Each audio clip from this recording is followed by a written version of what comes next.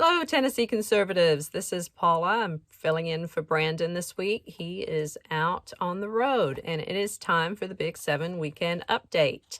So, for complete versions of the news stories that I'm going to cover today, you can go to TennesseeConservativeNews.com.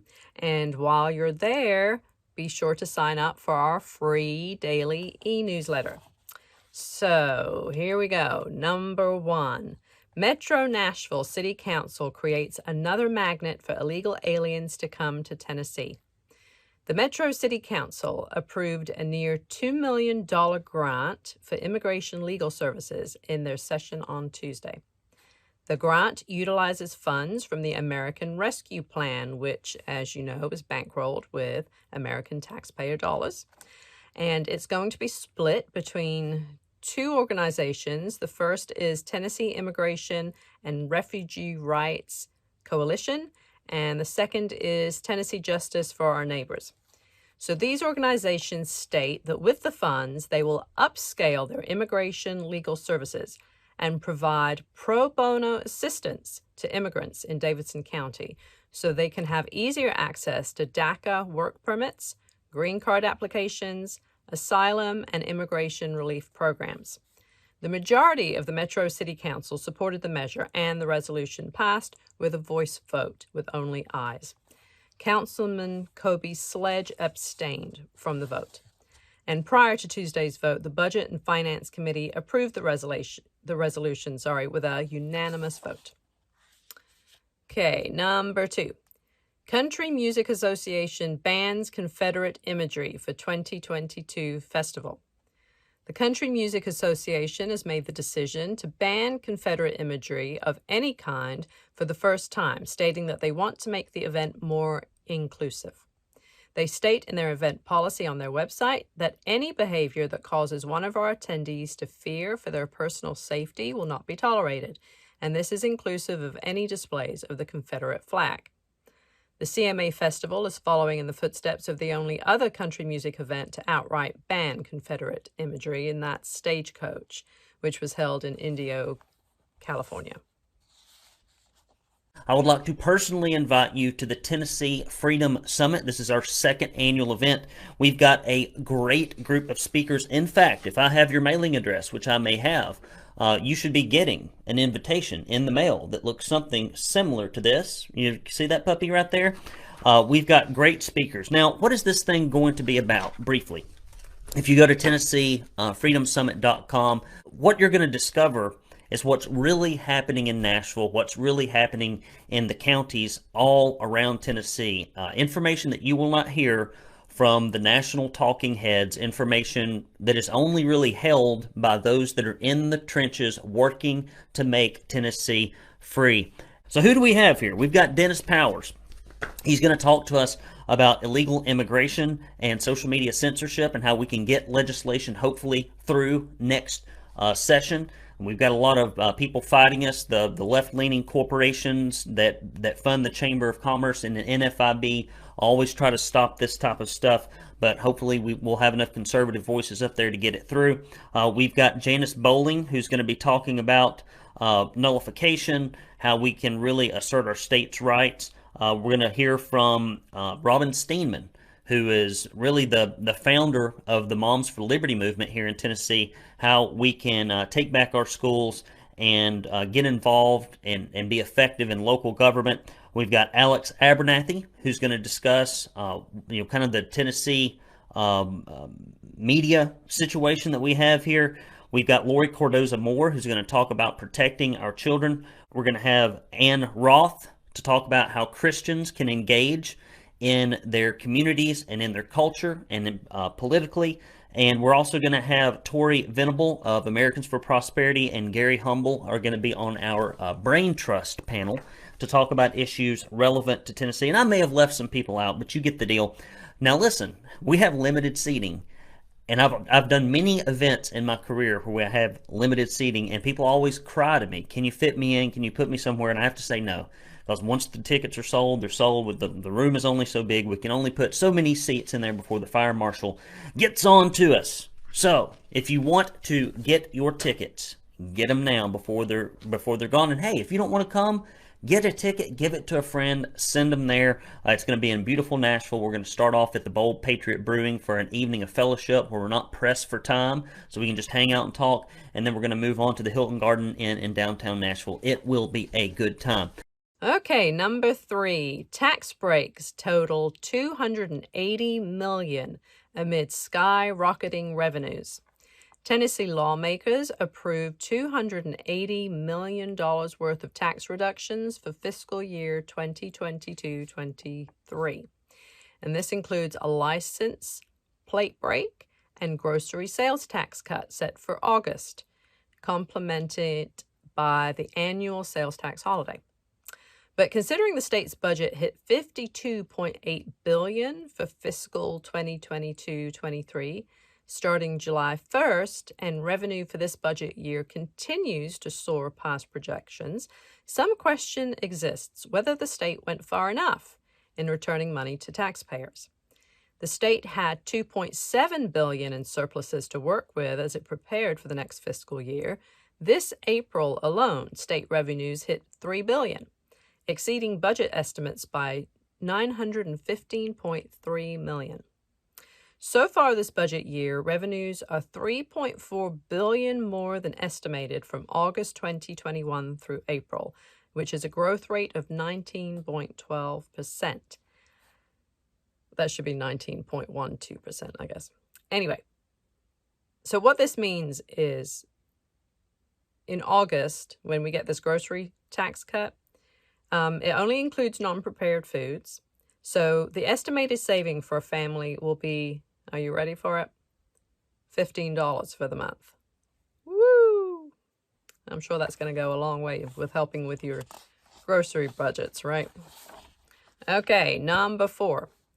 Tennessee Stadium's proposed $1.5 billion public subsidy far surpasses any prior NFL stadium.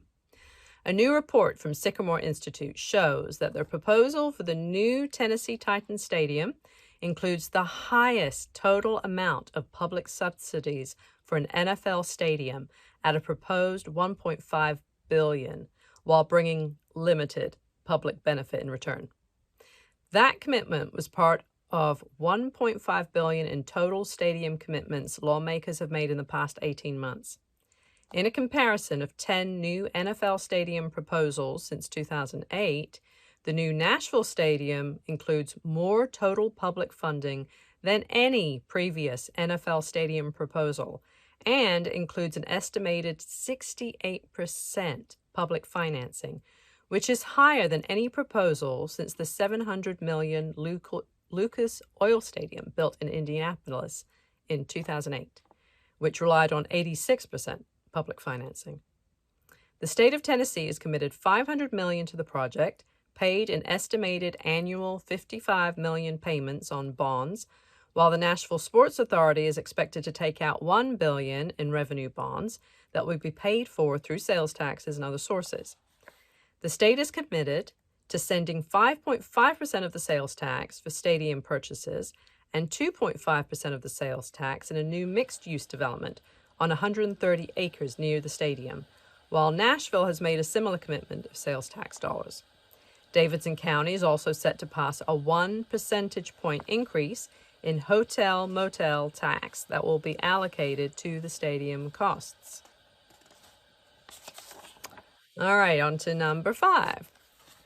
Nashville group publicly shames Mayor Cooper for refusing to clean up homeless encampment. A West Nashville grassroots organization, Reclaim Brookmead Park and Greenway, is publicly shaming Nashville Mayor John Cooper with digital billboards for refusing to clean up a large homeless encampment that is plaguing the city. The encampment is located at Brookmead Park.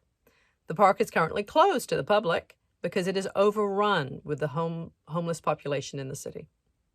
One of the organization's leader, Rebecca Lowe, met with Mayor Cooper in February when he seemed receptive to the information she presented to him and promised to walk the park with her to see it in person. He never did. Lowe said, "It's June. I don't like looking like a chump and wasting my time, and neither does our board nor our community. Many citizens don't realize the encampment is as bad as ever.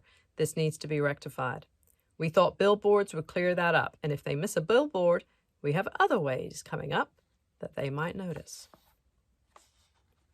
Here at the Tennessee Conservative, guys, we bring you news that no other organization will bring you. We're the only organization that covered anything on social media censorship. We're the only organization that is fighting in any significant way against illegal immigration in our state. We are one of the strongest advocates for school choice. We try our very best to keep Republicans honest on their campaign promises, and we try to fight against the corruption caused by left-leaning corporations in Nashville and the bureaucracy that government has created that works against your interests with taxpayer-funded lobbyists. The only way we can do this, and I kid you not, is with your support. Nobody else is going to do it. If you're waiting on somebody else to be conservative in your stead, that's how we got to the point we are, and that's why we have so few conservative media outlets. So when you go to TennesseeConservativeNews.com/support, and if you give any amount, we will send you this proud Tennessee Conservative bumper sticker. We will also send you this Please Don't California My Tennessee bumper sticker.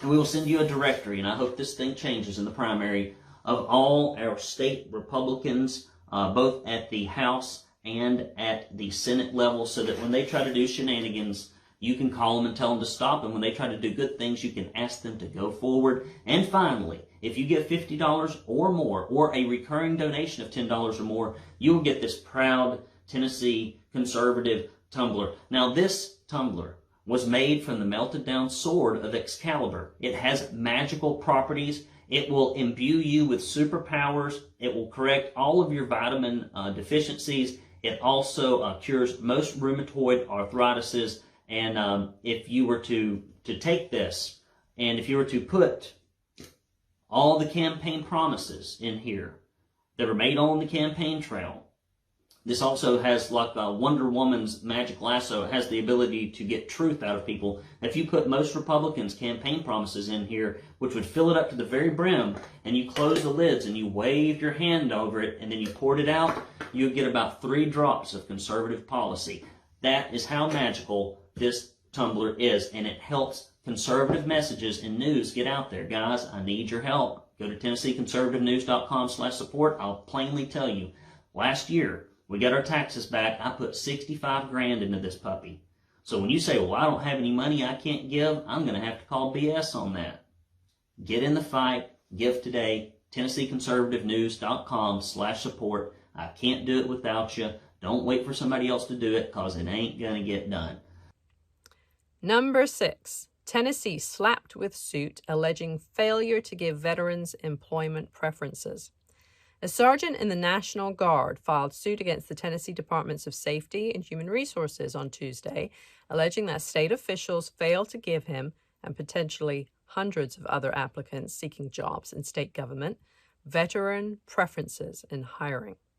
The lawsuit states, over the past decade, Tennessee officials have knowingly refused to comply with state law, which guarantees that veterans and uniformed service members of the armed forces of the United States shall receive a veteran preference in hiring.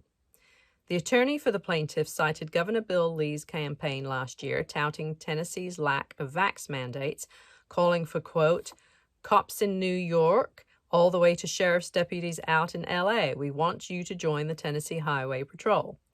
The attorney said that the state has ignored potentially hundreds of qualified candidates at home. Number 7. Governor Lee introduces executive order to appraise safety at public schools. Tennessee Governor Bill Lee introduced an executive order on Monday to evaluate school safety throughout the state. The order requires the state's school safety plan to be updated no later than July 1st, with more specifics on security deficiencies identified during each district's annual school security assessment, a description of building security spending and initiatives, and the clear designation of a single point of contact for school safety matters. The new guidance will also increase audits of school safety plans, which will include in-person verification from state officials. The guidance will also include best practices for schools related to intruders and financial resources available for school safety improvements. The order also will create a school safety resource guide for parents on how to advocate for school conditions that are safe and report suspicious activity through the Safe Tennessee app. It also requires additional training and education materials for school staff to be available by August 1st. In the law enforcement portion of the order, Lee is requiring the Department of Commerce and Insurance to evaluate armed security guards in private schools, along with the expansion and improvement on law enforcement training and active shooter scenarios, with a report including recommendations due by July 1st.